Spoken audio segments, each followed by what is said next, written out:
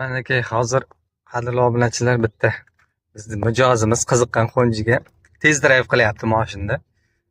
So'raymiz, komfortligi qanday, komfort jihatdan? Mana bir aylanib keldik, katta mana shu ko'chani komfortligi haqida qanday, nima deysiz? Komfortligi juda yaxshi ekan, lekin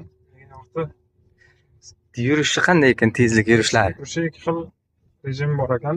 Aha. Standart rejim, eko rejim. Eko ham yaxshi yurar ekan. Ikkovida ham haydab ko'rdingiz a? Kuchliroq Standart rejimida keyin ko'rsataman qanaqa qo'yishlari, ancha kuchliroq yuradi.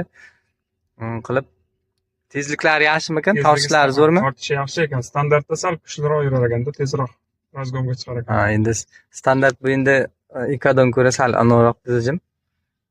Sport rejimiga o'xshaydi bunda. Nima deysan, o'zingizga olishga arziydimi, shu olishga narxiga arziydimi? Narxiga arziydi ekan, komfort ham yaxshi ekan, juda haydashga qulay. Arziydi, boshqa olaman deganlarga maslahat berasizmi? Olishga. 1-maygacha.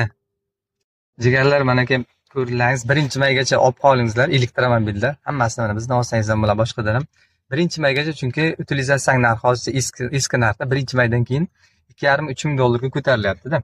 O'shaning uchun hozir olib qoladigan vaqt bemalol mana olsangiz, mana to'ylarga chiqib yuraverasiz. Orqasi kengish, mana viloyatdan olsangiz to'ylarga chiqib yurasiz.